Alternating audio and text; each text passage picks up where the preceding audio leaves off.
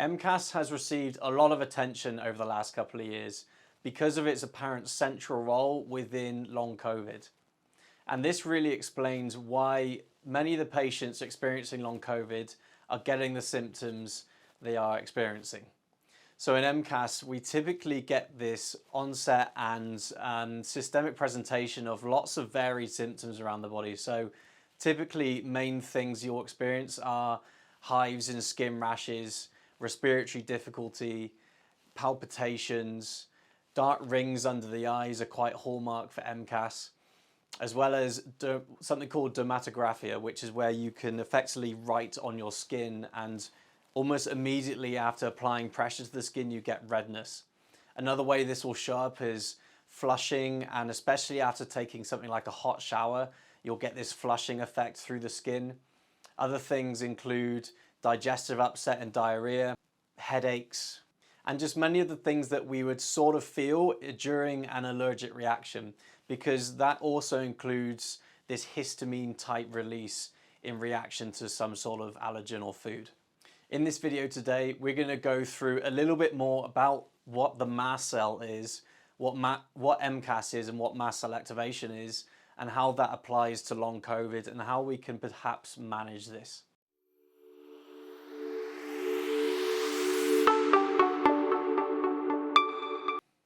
So what is the mast cell firstly? So the mast cell is a type of immune cell which typically hangs out in the membranes of our tissue. And there it sits because it can patrol effectively potential damaging or dangerous environmental things coming in contact with us. So in this example, in the gut, it will typically just sit behind the epithelium in the gut wall and sit in the mucosa. And there it can monitor what's being exposed to the gut wall, potentially passing through from the inside of the intestine. So it will basically sit here, and within the mast cell, it contains many different types of inflammatory mediators and chemicals. So aside from histamine, it also contains leukotrienes, cytokines, prostaglandins, platelet activating factors. So it's more than just histamine with the mast cell. It plays actually quite an orchestratal role within the immune system and in the whole sort of immune activity and a whole immune response, which is quite intricate. It plays quite a balancing and orchestratal role within that. So what we know now about the mast cell is actually quite intelligent. So it contain all these different chemicals within it. And depending on what stimulates or gets exposed to the mast cell, it decides what it's going to release. So something will bind to the receptors on its surface, and it may just release one type of these chemicals. So it may just release cytokines, whereas in other situations it may release all of them. And it seems to be quite intelligent in how it actually does that, and we're still working out what triggers what. But it seems to be typically Lyme and mold particularly releases cytokines, whereas other things release other things. So it can have a role like this, like in our innate immune system, where it gets directly stimulated and activated by something, or it can actually act more like our acquired immune system. So it can actually contain memory of things it's been exposed to in the past. So we can see how the mast cell can have quite a significant effect on inflammation and on our immune system. In fact, research has shown that TNF alpha levels after being stimulated by releases from the mast cell can be up to 10,000 fold times of the TNF alpha values, compared to what we see from a macrophage activation in being just 2 to 3 times. So it can have a substantial effect on inflammation. And this is what we typically see through the traditionally known process with mast cells, is that they are activated and then they release these chemicals, like for example histamine. They'll release a lot of histamine into the body and cause this cascade of histamine release, and that can cause a lot of quite alert, sort of severe, significant reactions like we see in allergy. So this is exactly how allergy happens. We get a lot of histamine release. However, it also plays a role in other things apart from allergy. So what we know now is that the mast cell can have quite an active role within conditions such as asthma or psoriasis or interstitial cystitis or even mood disorders like depression and anxiety. So what we know about histamine is it actually acts like a neurotransmitter, so it can have quite a powerful effect on the brain. And secondarily to the mast cell activation, we get a lot of upregulation of cytokine production, TNF alpha. And what we know about these things, like we discussed in our brain fog video, is that they can have an active effect on the brain and cause neuroinflammation. So things happening in the gut and the rest of the body don't just stay locally, they communicate and can cause widespread effects. In this case, they can have effects on the brain. And that really explains many of the symptoms that long COVID people are also getting. They also get a lot of cognitive issues, a lot of cognitive symptoms like anxiety, brain fog, and this may be why they're getting this. So how do you know if you have MCAS?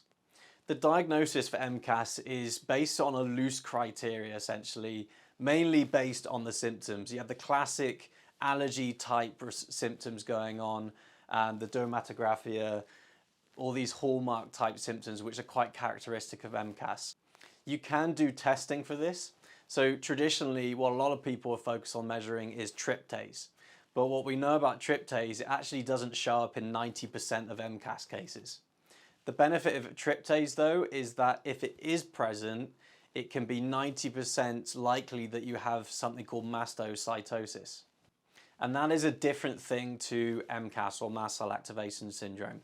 Mastocytosis is essentially you have more mast cells in the body, whereas mast cell activation is that you have a normal amount of mast cells, but they're more sensitive and more active.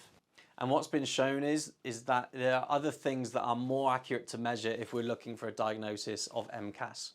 So what's been shown to be more effective is measuring metabolites of histamine, such as methylhistamine, or metabolites of prostaglandin D2, another thing that's released from the mast cell.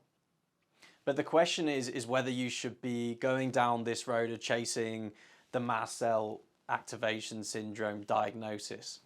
The thing you've got to get in your head with MCAS is that it is a symptom, not a disease. The mast cell is being activated by something. It's doing its job and responding to things it's perceiving and seeing as potential threats.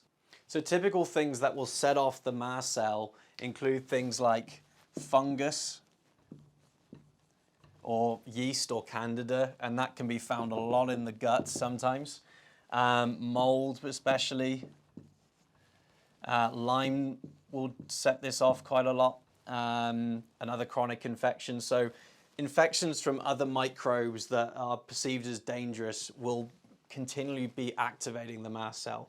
However, other things can be food.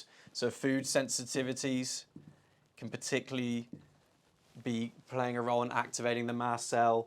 Like rancid fats, pro-inflammatory oils, trans fats, which are essentially seen by our immune system as like foreign and freaky. They have this non-natural structure which makes them look dangerous. So if we're eating a lot of just junk food and high fried food, trans fats, that's going to play a role in this.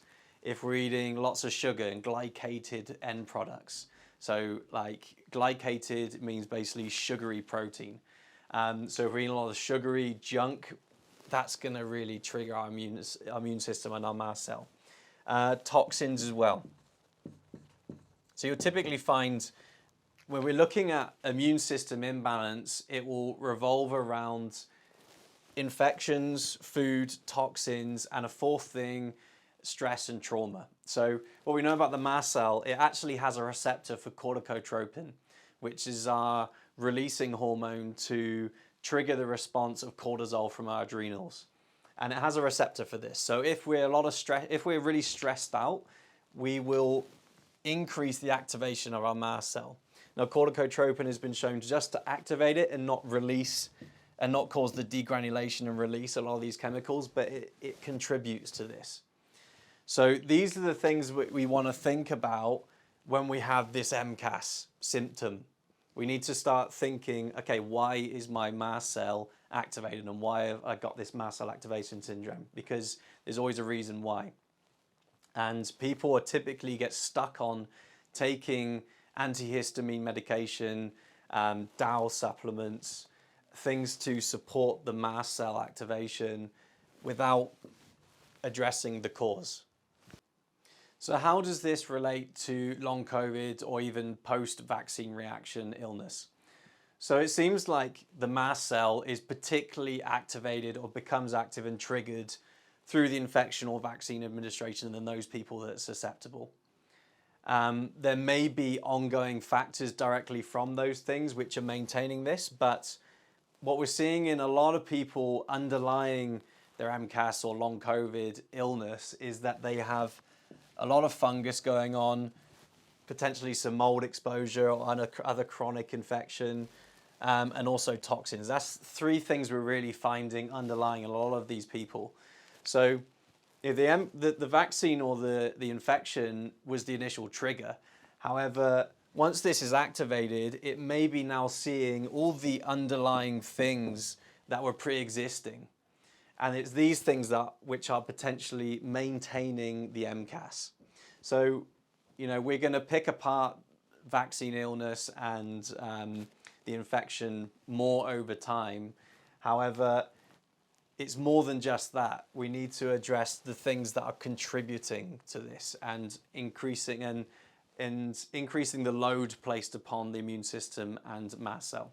It's very difficult for your immune system to reset and rebalance if it's been woken up and is now seeing all these underlying factors present. So if you've got a load of fungus sitting in the gut, if you've developed leaky gut and you're getting food passing through and developing food sensitivities and your immune system's seeing all of this, it's going to remain switched on because it sees all these danger signals. So we need to remove the underlying factors to help the immune system reset and calm down.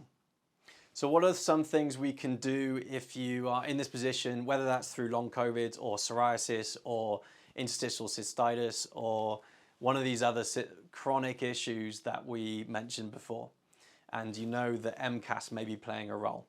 So there are a number of things that have been shown to be effective for helping MCAS and managing the condition better. Now, if we want to resolve MCAS, we need to go after the underlying things which are causing the activation. However, you can do some things to help stabilize the mast cell directly while you're doing that. So, typically the medical approach at the moment, especially with long COVID, they're using a lot of antihistamine medication, which makes sense because of this primary mechanism which seems to be happening along COVID. Other things you can use, what's been shown to be very effective, is quercetin.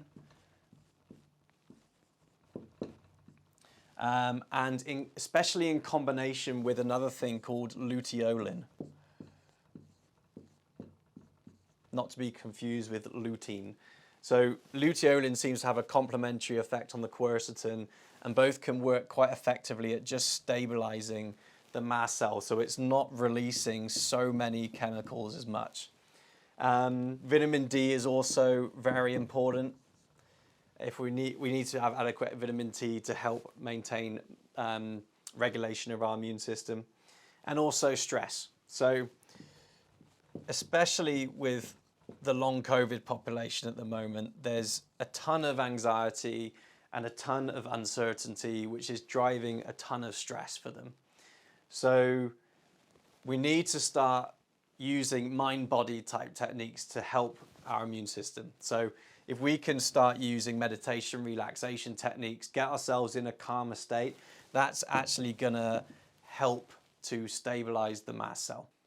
If you feel like you need help with this, we're actually doing weekly group support for free now for all our patients and our community. So hop over to our website and you can find the sign up to our newsletter, and every Friday we'll send out a link for group-based guided meditation every Tuesday. So go to the foot of our website, you'll find the sign up form and you'll get a newsletter on Friday with the information for that.